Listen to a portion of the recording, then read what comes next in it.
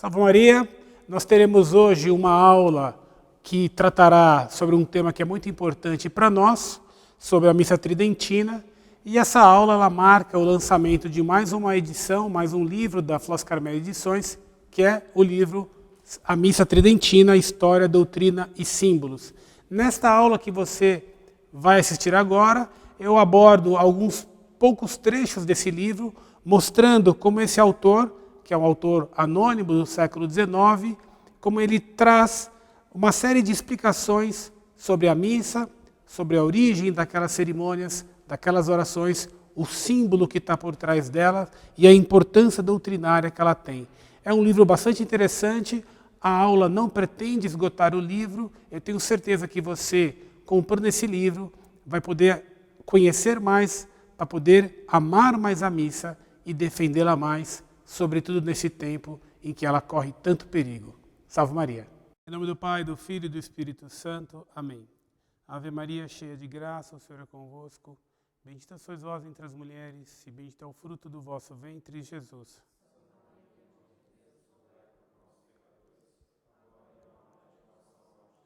Nossa Senhora do Carmo, em nome do Pai, do Filho e do Espírito Santo. Amém. Muito bem. Então, hoje a aula vai tratar sobre um livro que a editora Flos Carmel está lançando hoje. O livro se chama Missa Tridentina, História, Doutrina e Símbolos. Este livro aqui. Este livro é um livro de autor anônimo que foi publicado no século XIX, originariamente em espanhol. É um livro que está sendo lançado pela primeira vez na língua portuguesa, nós fizemos a tradução. E porque ele chama-se Missa Tridentina, História, Doutrina e Símbolos. O título original é La Santa Missa, porque era um livro do século XIX, né? Então ele tratava, evidentemente, da Missa Tridentina, daí termos escolhido o título na língua portuguesa, Missa Tridentina, com o subtítulo História, Doutrina e Símbolos, porque é justamente isso que faz o livro. Ele é um livro que vai tratar da missa inteira, desde o começo até o final, parte por parte, e vai dar a história de cada oração, de cada gesto da missa, vai falar como surgiram aquelas orações, e depois vai tratar também a doutrina que tem por trás daquilo, não depois, ele vai tratando tudo ao mesmo tempo, o livro é um livro de fácil leitura, muito agradável, e vai dar também os símbolos que tem essas orações, as atitudes do padre, os paramentos, os gestos, etc. Então, por isso que colocamos aqui na edição portuguesa, Missa Tridentina, História, Doutrina e Símbolos. E essa aula aqui, então, é só um pequeno resumo do livro, ela nem de longe pretende esgotá-lo, é um livro que vale muito a pena ser lido. Eu vou falar daqui a pouco sobre a oportunidade deste livro, mas a aula, então, ela não vai esgotar o livro. Nós pincelamos alguns trechos do livro que achamos que vale a pena e vamos tratar disso aqui nessa aula. Então, logo no começo, ele dá para uma espécie de resumo do que é a missa no decorrer da história, e ele diz o seguinte: assim, Jesus Cristo oferece na ceia sua morte futura. Quando Cristo instituiu a missa, ele foi na quinta, ele seria entregue e morto na sexta-feira. No Calvário, sua morte presente, quando ele estava morrendo. No céu e no altar, na missa, sua morte passada, pelo mesmo ato, da mesma vontade de se oferecer. A oblação, o sacrifício, que se faz dela, se multiplica por distintos atos, mas a imolação é uma e o sacrifício é único. Então, mostrando aqui, muito bem escrita essa frase, está muito bem resumida, mostrando que a missa é uma só em toda a história, porque ela é um único sacrifício, como ele coloca aqui, que é decorrente de um único ato de vontade de Deus. Então, eu costumo comentar para os alunos, no final do mundo, quando tivermos o juízo final, nós poderemos dizer que durante toda a história houve uma única missa. Porque a missa é a renovação daquele sacrifício do Calvário. Cristo morreu no Calvário e essa morte de Cristo, ela se renova de forma incruenta. Cristo morre misticamente na missa, mas é a mesma morte. Não, Cristo morre de novo, vai de novo ter o sacrifício. Não, é aquele, claro, ele se renova, por isso que o nome renovar é importante, porque é o mesmo sacrifício que ocorre. A importância do tema. É importante que todos nós conheçamos a missa. A gente não ama o que não conhece. E o conhecimento da missa é muito importante, particularmente no mundo, na época presente, na época atual, em que a missa tem sido atacada de forma com mais força. Há lugares que a missa está sendo proibida, né? Nós estamos na época da Traditionis Custodes, esse documento do Papa que visa tolher a missa, né? Visa tolerá-la, enquanto os fiéis que assistem à missa tridentina não passam a assistir à missa nova. Então ela é tolerada só por um período meramente de transição. Então esse é o momento de conhecermos a missa, não só para amarmos mais a missa, mas para sabermos defendê-la. Então é importante conhecermos a história da missa, conhecer as orações, é importante saber responder à missa, é importante ter um missal, conhecer as orações da missa, os gestos, o que aquilo significa, o que aquilo simboliza, até para que a gente possa, na hora de defender a missa, mostrar que nós conhecemos. As pessoas são contrárias à missa. Elas atacam, dizendo, mas ninguém sabe latim, as pessoas não sabem mais isso, não sabem mais aquilo. Se nós não conhecermos a missa para mostrar que é simples conhecer a missa, e que é algo super acessível a todos, nós perdemos uma chance de dar um argumento, a gente está dando um contra-argumento. Então é importante conhecermos a missa, porque só se ama aquele que se conhece, mas também para a gente poder ter o argumento para defender a missa. Então é um tema sempre importante, eu volto sempre a esse tema, porque ele é sempre importante, porque a missa está no centro do nosso combate.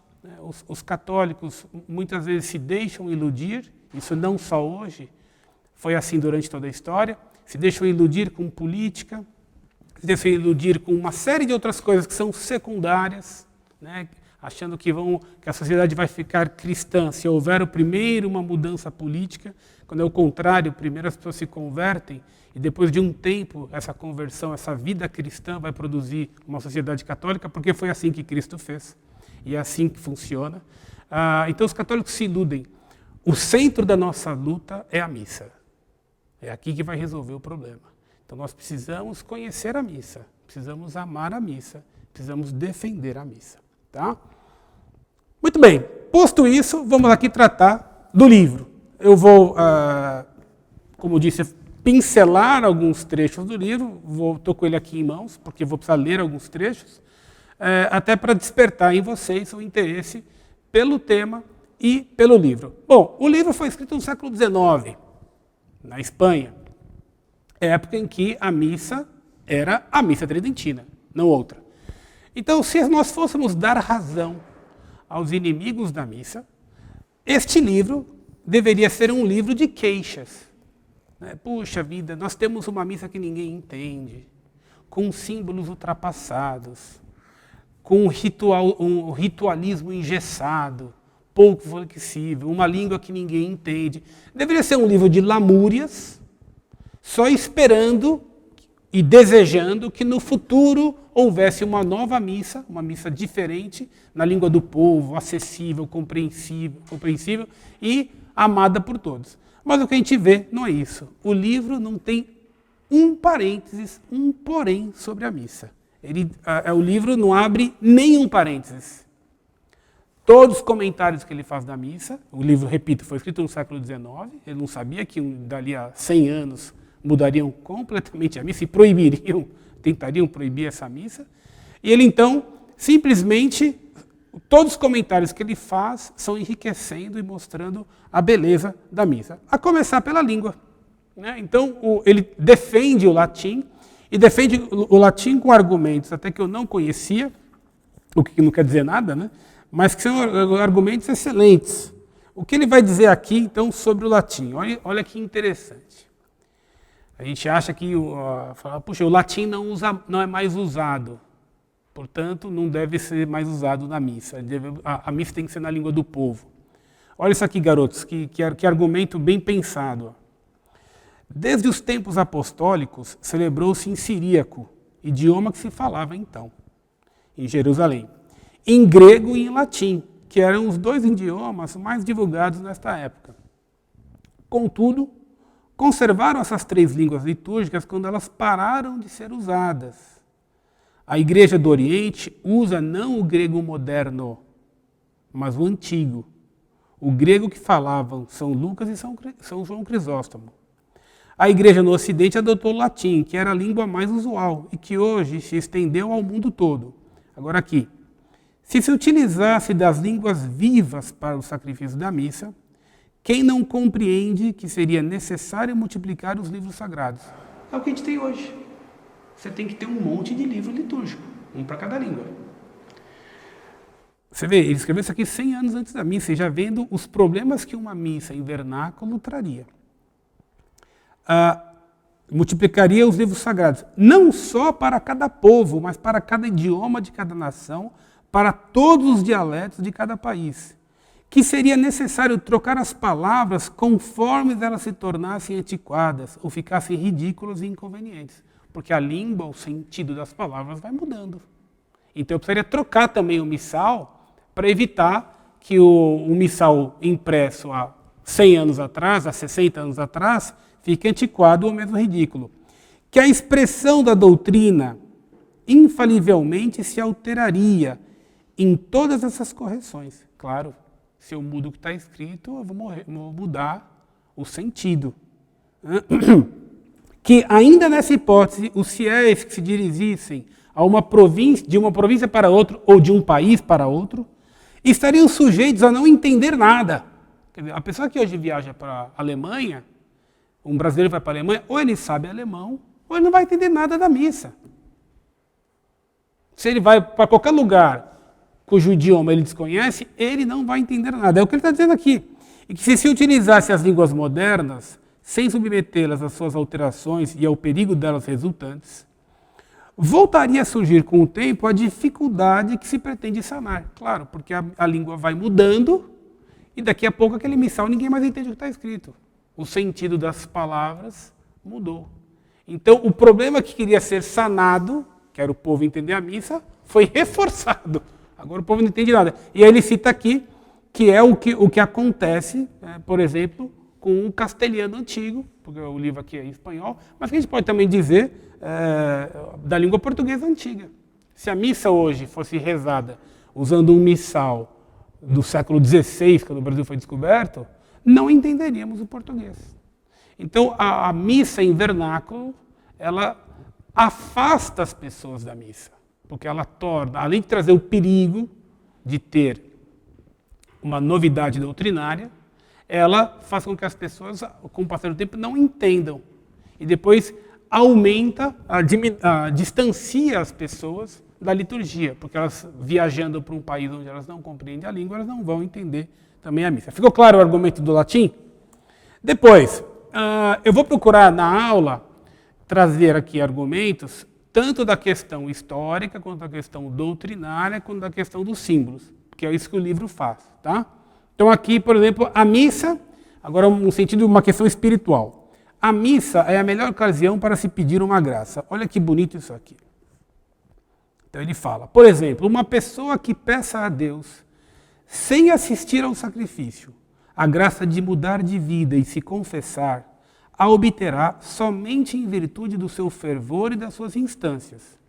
E sempre terá dúvida de que a obteve, Mas, se assiste à missa com este fim, está seguro de que alcançará este favor eficazmente, contanto que não oponha qualquer obstáculo a ele, independentemente das disposições de quem celebra e do fervor de quem assiste à celebração. Entende-se o mesmo em relação às demais graças para a salvação. Portanto, a pessoa ela quer se converter, ela precisa de uma graça qualquer, arrumar um emprego, por exemplo. ou a cura de uma pessoa, ou a conversão de alguém, ou a conversão dele mesmo. Se a pessoa pede isso fora da missa, ela tem uma chance de conseguir. Pedindo na missa, a chance é maior. Diz aqui que ele pedindo na missa, ele vai obter a graça. E isso aqui é óbvio, porque na missa que o céu se abre.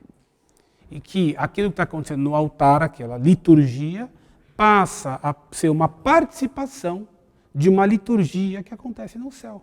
Então esse é o momento mais propício, que Deus está mais propício a nos atender. Depois, sobre os paramentos do padre, né? Do padre, do bispo, etc., que ele vai aqui defender por que tem que ter paramentos próprios para a celebração litúrgica. Por que aqueles paramentos precisam ser abençoados? Por que o padre, ao se paramentar, reza determinadas orações? Não reza qualquer uma, reza as orações próprias de se paramentar.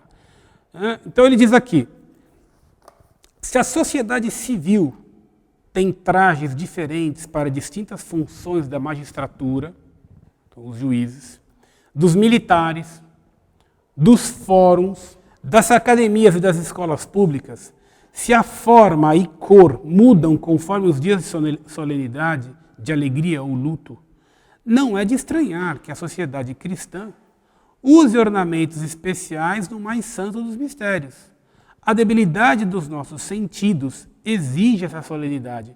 Veja só, a debilidade dos nossos sentidos, quer dizer, o homem, sendo um ser que nós temos sensibilidade, ou seja, nós percebemos, temos capacidade de perceber o símbolo, que as coisas vão significar, uma cor, um perfume, um determinado traje, né? Então,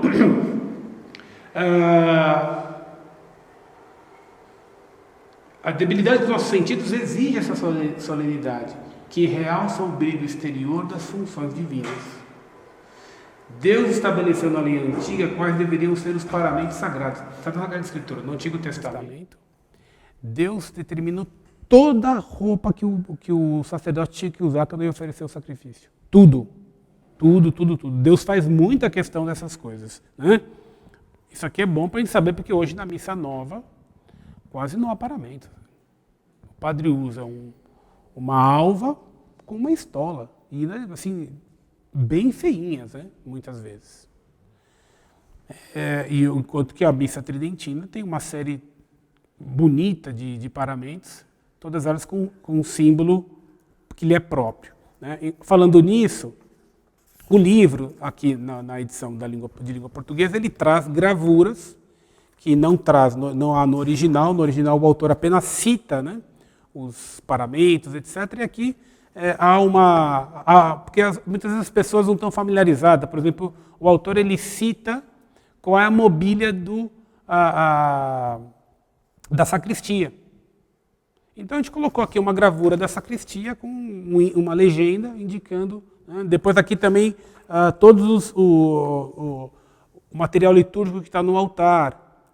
Depois você tem aqui com todos os paramentos que o padre usa. Então fica bastante didático até para as crianças aprenderem, né? Então olha que interessante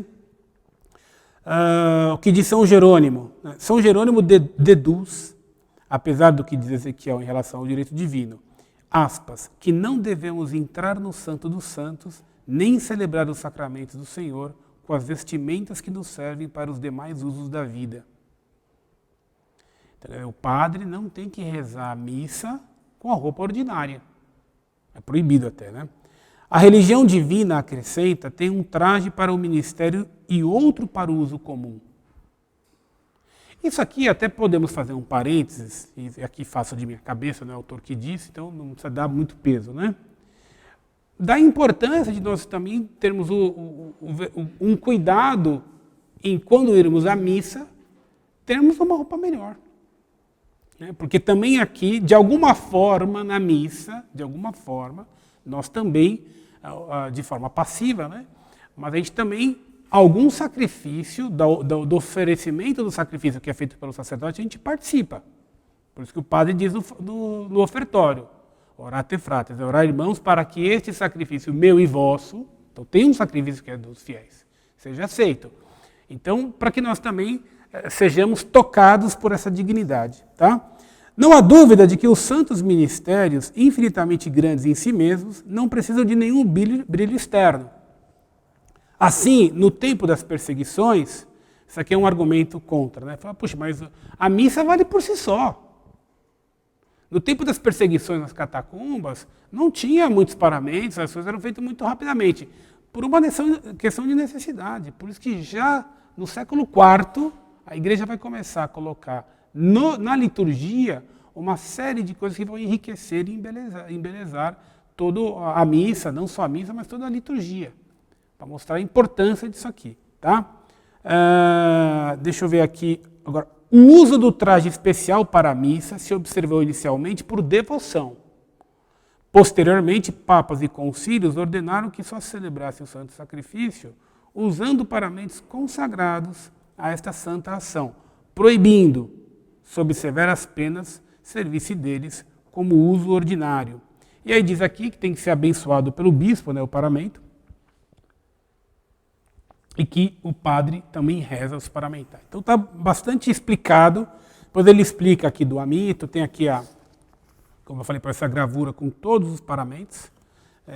O livro é bastante didático. Tá? Agora sobre o incenso, que é tão rico em símbolos. Né? O incenso, a igreja no Ocidente, ela demorou um pouco para começar a usar. O incenso é usado não só na religião católica, já era usado no Antigo Testamento. Havia incenso, o sacerdote oferecia um incenso a Deus.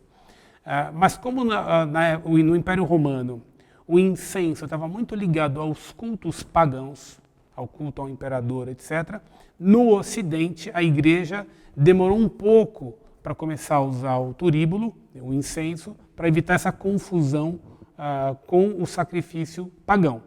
No Oriente, na Grécia, foi usado mais rapidamente, já no século IV já se usava. Assim que a igreja teve liberdade, já se começou a usar. Mas aqui então ele fala, não só dá essa explicação histórica que eu dei para vocês, como dá o símbolo. Tá? Então que o incenso, nas festas solenes, ele tem aqui, o primeiro cuidado da igreja nas festas solenes é marcar a união de todos os votos e fazê-los subir na presença do Senhor por uma imagem viva e sensível, que é a incensação. Então o incenso vai simbolizar a intenção, o desejo, as preces de todos os fiéis, que é tudo colocado no incenso, aquilo queima e sobe para Deus. O incenso tem outros símbolos, né, que eu não vou dar aqui, eu vou me ater aos que o livro traz. Então, olha isso aqui. O incenso arde diante do Senhor. Primeiro, como sinal de sacrifício. Olha que bonito, porque ele vai queimar, né, vai ser destruído, vai ser sacrificado. Significando assim que as criaturas devem ser empregadas no seu serviço e consumidas por sua glória. Como se destrói o incenso e se consome na evaporação, de fato, Deus mandou Moisés que se lhe oferecesse incenso no altar de ouro. Segundo, como sinal de bom odor de nosso Senhor Jesus Cristo, odor que do altar se espalha a alma e o coração dos fiéis. Então ele vai combater o argumento que diziam que o incenso tem uma função meramente prática, que os lugares às vezes eram, sei lá, muito fechados, pouco ventilados, então ficava com um cheiro desagradável, se incensava para dar um novo perfume. E ele explica que isso aqui não é verdade, havia uma incensação que, por exemplo, antigamente começava na segunda-feira da Semana Santa, para a cerimônia do tríduo, que ia começar na quinta-feira santa. Então, se era por uma questão meramente prática, não precisaria começar com tanta antecedência, e não precisaria de incenso, bastaria colocar braseiros no lugar e queimar incenso no braseiro. Então, essa questão ele demonstra bem que não é isso aí. E terceiro motivo pelo qual se queima o incenso.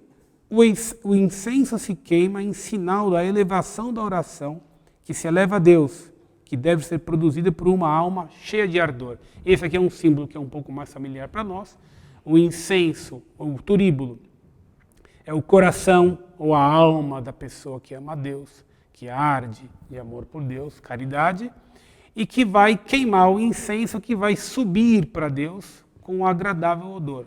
O incenso sobe devagar, ele é perfumado, então ele é como a oração do humilde, que sobe pedindo humildemente as coisas para Deus, não sobe de forma atrevida e é para Deus muito agradável. Então, que deve consumir no coração, né, a alma cheia de ardor, deve consumir no coração tudo quanto haja nele de terreno e derramar em todas as nossas ações um perfume de graça e de suavidade. E aqui então ele conclui dizendo, não é possível encontrar um símbolo mais apropriado. O incenso se eleva pela própria atividade que o fogo lhe propicia. E nossas orações, que não são mais que os desejos dos nossos corações, não podem ir a Deus a não ser animadas pelo fogo do amor divino. Então é muito bonito, ele explica bem essa parte do incenso, que a gente muitas às vezes não compreende, né? Depois ele vai explicar praticamente do ponto de vista prático, né? Os momentos da missa onde o padre usa o incenso e o que isso vai significar. Bom, agora uma parte que é onde a diferença entre a missa tridentina e a nova é mais perceptível, pelo menos aqui no Brasil, e dada a tradução, a gente viu pela aula do Takase, que ele deu recentemente, como a tradução da missa nova para a língua portuguesa foi mal feita. E então, isso fica mais evidente na questão do Dominus Vobiscum, que ele vai explicar aqui, e que é tão bonito porque ele faz uma analogia com a Anunciação. Então ele diz, quer se diga o Gloria in excelsis, quer prescreva a Igreja suprimir essa magnífica exposição, ela concentra sempre sua viva expressão na saudação que o sacerdote faz ao povo, concebida nesses termos, o Senhor esteja convosco. Essa saudação de honra e de afeto, olha que bonito, hein? Essa saudação de honra e de afeto é o gracioso início de todas as coletas e exortações. Sempre o padre, quando vai se dirigir ao povo, vai dizer Dominus Vobiscum. O Senhor seja convosco. É toda a glória do Senhor, elevando-se nas nossas almas ao mais alto dos céus. É toda a paz de Deus descendo do empíreo ao fundo dos nossos corações. E Maria, no momento em que foi eleita para ser a mãe do Redentor, não recebeu dos céus maiores e mais belas felicitações. Porque não foi o que o anjo disse para ela? Ave cheia de graça, o Senhor é contigo. Então, quer dizer, olha que coisa bonita. O padre, na missa, quando se dirige ao povo, se dirige a nós como o anjo se dirigiu a Nossa Senhora. E por isso que ele diz aqui, ó, e Maria, no momento em que foi eleita para ser mãe de Deus, um dos momentos mais espetaculares da história, não recebeu dos céus maiores e mais belas felicitações. E aqui, olha só, aí agora ele vai dizer o símbolo, né, que é o gesto que o padre faz com as mãos, ao dizer o Dominus Vobiscum. Consideremos esta saudação nas cerimônias que acompanham. É precedida pelo beijo da paz dado no altar, recolhido, por assim dizer, da boca de nosso Senhor Jesus Cristo. O sacerdote o dá, estendendo os braços aos assistentes, como para abrir-lhes o seio da misericórdia, e voltando a unir as mãos, como para estreitá-los no seio da caridade. Que bonito. O povo devolve a saudação com esta respeitosa resposta. Ele está no meio de nós. Nada disso. Olha aqui, e com teu espírito. Quer dizer, o povo então retribui. O povo devolve a saudação com esta respeitosa resposta e com teu espírito. Que o Senhor seja o laço de união entre ti e nós. Que nossa causa seja comum. E que nossa docilidade esteja atenta à tua recomendação. Quanto símbolo numa frasezinha, hein? E até isso tentaram nos tirar. Vamos lá. Então, o livro vai também falar das leituras. Né? Das leituras e da pregação que faz o padre. E aqui, então, ele faz uma analogia com o que fez Moisés. O padre, não é toda missa que tem sermão, toda missa tem as leituras, né? a epístola e o evangelho. Algumas missas têm mais leituras, sobretudo aquelas que são muito antigas, porque no começo da igreja eram várias as leituras, como tratamos já aqui. Mas aqui, então, ele dá essa analogia do que ocorre na missa com aquilo que fez Moisés. Olha que bonito. Faz-se a leitura no meio da assembleia e sobre um estrado elevado, e finaliza com estas palavras: graças sejam dadas a Deus, né? Em agradecimento ao Senhor pela instrução que se acaba de receber. Moisés, antes de começar a aliança representativa e de aspergir sobre o povo o sangue das vítimas, tomou o livro da lei, leu em voz alta os mandamentos de Deus e fez o povo jurar sua observância. Assim, na missa, antes de derramar sobre as almas o sangue da nova e eterna aliança, a igreja lê a lei, a explica e exige uma profissão de fé, que é o credo, que vem depois. Quer dizer, como é que vai dizer que isso aqui não tem relação com aquilo que Deus instituiu, com a Bíblia, com as Sagradas Escrituras, etc., né? Que a instrução solene da liturgia nos faça, pois, aproximarmos-nos do altar com uma fé plena e um coração reto, disposto a lavar-se no sangue do mediador. Como aqueles judeus tinham que ir dispostos a serem lavados dos seus pecados pelo sangue aspergido, nós, com o mesmo Espírito, temos que assistir à missa. Depois aqui, a mistura da água ao vinho que é feito no ofertório. Tá? Esse aqui é bem bonito, olha que coisa sublime. Aqui são só trechos que eu estou pegando, tá? Olha isso aqui, ó.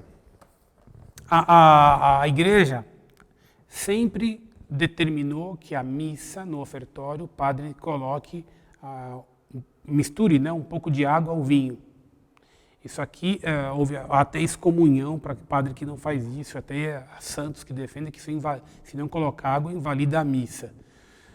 Agora isso aqui então tem uma questão histórica, porque o vinho que Cristo usou na Santa Ceia, ele tinha um pouco de água misturada, porque os judeus tomavam o vinho dessa forma quando comemoravam a Páscoa na ceia pascal. E aqui mas também tem um símbolo, e é o símbolo que o autor vai trazer aqui. Ó.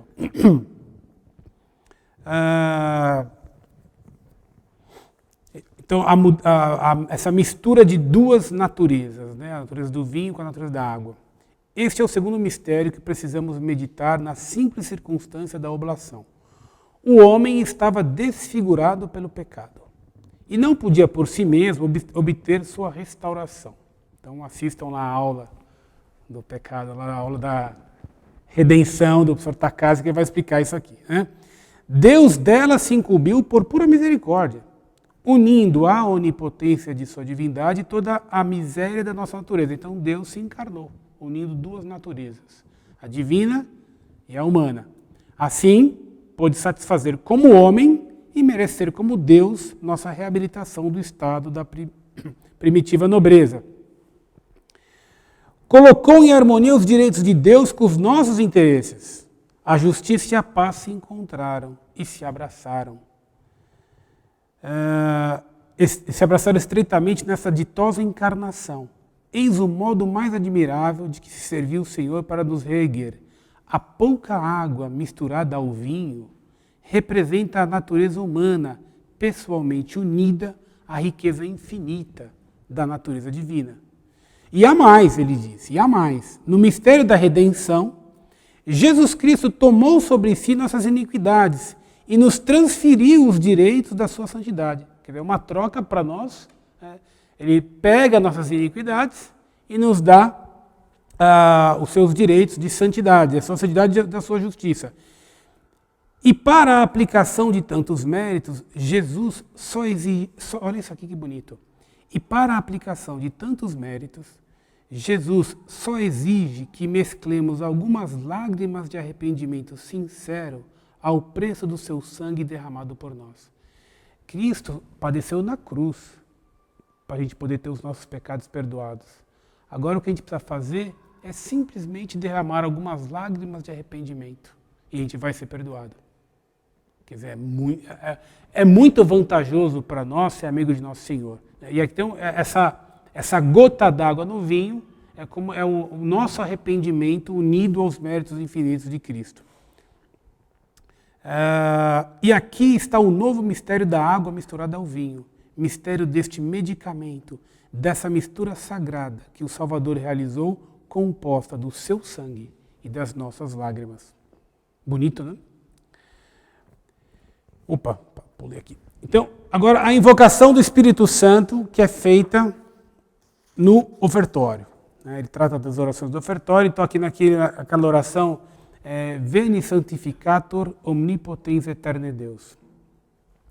Que o padre reza assim que ele faz a oferta do cálice, ele reza depois dessa oração. Então ele fala que o Espírito Santo é um fogo devorador. E aqui olha que bonito. Neste momento fazemos esta solene invocação. Assim como no sacrifício de Elias, veio o fogo do céu para consumir o holocausto e a lenha preparada, a pedra do altar e a água que havia sido espargida ao seu redor. Então, quando Santo Elias foi desafiar os sacerdotes do Baal, para que eles oferecessem um sacrifício para Baal, e ele depois ia oferecer um sacrifício para Deus. O Deus verdadeiro ia mandar fogo do céu para queimar o sacrifício. Então, os sacerdotes do Baal ficaram a manhã inteira dançando, se cortando, e nada. E Santo Elias zombando deles, hein? Zombando deles. E aí no final, quando já estava no começo da tarde, Santo Elias falou, agora é minha vez. Então ele prepara um altar, ele cava em volta, ele coloca pedras, ele molha bastante, 3 vezes, ele mata ali, faz o sacrifício e reza, e Deus manda na hora vir fogo do céu, e o fogo consumiu a vítima, evaporou toda a água, consumiu as pedras, o pó, tudo. Então aqui era um fogo devorador.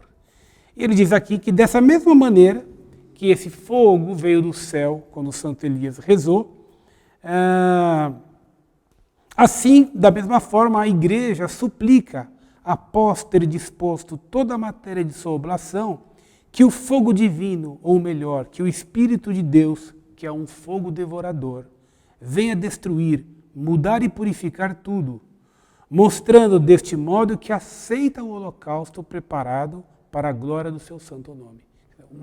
Um paralelo com o que fez Santo Elias, simplesmente lindo. Depois sobre o cânon, que é rezado em voz baixa. Esse aqui também é um tema polêmico. Porque nós vimos naquela sequência de aulas sobre a missa que a oração do cânon é uma oração que vem desde tempos imemoriais. Se sabe que ele estava totalmente formado na época do Papa São Gregório Magno, portanto no ano 600, mas que já escritos de São Jerônimo e de Santo Ambrósio, se não me engano, mostram que ele já estava praticamente pronto muito antes. E a oração é a parte mais importante da missa, onde há o sacrifício propriamente dito, e que nunca foi tocado. Nunca foi tocado. E agora, a Missa Nova tem alguns cânons, né? Alguns.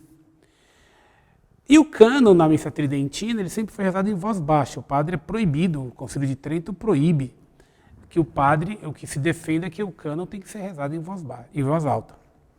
Então aqui sobre o cânon ser rezado em voz baixa, né? Então não sei se é um padre que escreveu esse livro, quando ele escreveu, ele não sabia que um dia iam fazer uma missa, que iam mudar o cânon, etc. Hein? Ele está defendendo simplesmente como era no século XIX, quando ele escreveu o livro. É bom, dizia Jeremias, esperar em silêncio a salvação de Deus, no meio da noite e na calma mais profunda da natureza. O Verbo Todo-Poderoso se precipitou do trono eterno para vir habitar entre os homens. A terra guardou o maior silêncio em sua presença. Agora aqui. No segredo do deserto, Jesus Cristo guardou silêncio. Pulei aqui. No segredo do deserto, Jesus Cristo multiplicou os pães. No retiro do cenáculo, instituiu a Eucaristia. Na paixão, guardou silêncio diante dos juízes. E, conduzido à morte como um cordeiro, seguiu silencioso com a cruz no meio dos clamores dos seus inimigos, e só interrompeu 3 horas de silêncio com algumas brevíssimas frases, assim como a igreja, em todo o cânon, só eleva a voz para dizer nobis quoque peccatoribus, quer dizer, igualzinho Cristo. Cristo ofereceu seu sacrifício em silêncio, só levantou a voz poucas vezes para falar frases curtas. Assim, quando a igreja oferece o sacrifício, também o faz em silêncio. E o padre vai levantar a voz poucas vezes. Né? Depois aqui, na 200, deixa eu pegar aqui, ele vai falar agora aqui do Domine non soldimus, que a gente reza, repetindo a oração do centurião, antes de comungar. Né? O padre reza 3 vezes, Domine non soldimus, e o povo, depois, os fiéis, antes de comungar também. Então, olha isso aqui. Dizendo essas palavras, né, o Senhor, não sou digno de que entreis em minha morada, mas dizei uma só palavra e minha alma será salva. Dizendo essas palavras, o sacerdote toma em suas mãos o corpo de Jesus Cristo. Mas, quanto mais próximo vê o momento de unir-se a Ele, conhece mais a distância infinita que há entre o Criador e a criatura. E passando do desejo à humildade, se inclina e batendo no peito diz 3 vezes, Senhor, eu não sou digno que entreis em minha morada, mas dei uma só palavra e minha alma será salva. Por que 3 vezes? 3 classes de indignidade o movem a dizer 3 vezes essas palavras. Indignidade da parte do homem animal e terrestre por todos os pecados dos sentidos. Indignidade do homem racional, que na vida civil faltou tantas vezes com a justiça e caridade, que devemos uns aos outros. Indignidade da parte do homem espiritual e interior, que escondeu em seu espírito e em seu coração tantos pensamentos de orgulho, de vaidade, de presunção e outros vícios. Então, os pecados da carne, os pecados da inteligência e os pecados espirituais. Por fim, ele diz que na missa nós devemos fazer como Nossa Senhora. Olha aqui, que bonito, como Nossa Senhora aos pés da cruz. Ele diz que nós precisamos ficar... ele diz para ele lá que a missa é uma montanha santa, né? Por isso que o altar é alto, que fica entre o céu e nós, o céu e a terra, né? Então, e que o padre fica entre o céu e os fiéis. Precisamos detalhar esses abundantes frutos que queremos recolher. Precisamos ficar como Maria, sua mãe, como Madalena penitente, como o discípulo amantíssimo, ao pé da cruz, para tomar mais e mais deste manancial sagrado o sangue de sua aliança firme e irrevogável, a água viva que dela surge para a vida eterna. Eis o que faz a igreja nas 5 orações que seguem a consagração. Então, porque a gente na missa, Nossa Senhora estava ali ao pé do altar, estava, como diz São João, né, estava em pé junto à cruz Maria, mãe de Jesus, que ela estava de pé, firme, atenta. Então, quando a gente assiste à missa, a gente procura imitar Nossa Senhora, que estava vendo o filho morrer, mas estava ali atenta, firme, prestando atenção, entendendo o que estava acontecendo e também oferecendo do coração dela aquele sacrifício que estava sendo oferecido. Claro que Nossa Senhora estava ali destruída de tristeza, mas ela sabia que era aquilo que tinha que ser feito e ela queria que aquilo fosse feito, porque ela queria a redenção dos homens. Tá bom? Então, é isso que eu tinha preparado. O livro já está disponível na loja da editora. Reforço o quão oportuno é termos este livro. Temos este conhecimento, esse estudo sobre a missa. A missa está no centro do nosso combate. É importante conhecer a missa. Primeiro, para o bem da minha alma. Eu preciso saber o que é a missa, eu preciso saber responder à missa, eu preciso saber as orações da missa, eu preciso me achar o que está acontecendo, o que aquilo simboliza, que bem eu posso extrair daquilo. Depois para eu conhecer também, para poder ajudar os outros. Defender a missa quando ela for atacada, e poder ajudar os outros ensinando, para que os outros também tenham acesso a esse tesouro. Tem alguma pergunta, alguém? Nenhuma pergunta? Em nome do Pai, do Filho e do Espírito Santo. Amém. Ave Maria, cheia de graça, o Senhor é convosco. Bendita sois vós entre as mulheres, e bendito é o fruto do vosso ventre, Jesus. Santa Maria, Mãe de Deus, rogai por nós, pecadores, agora e na hora de nossa morte. Amém. Nossa Senhora do Carmo, rogai por nós. Em nome do Pai, do Filho e do Espírito Santo. Amém.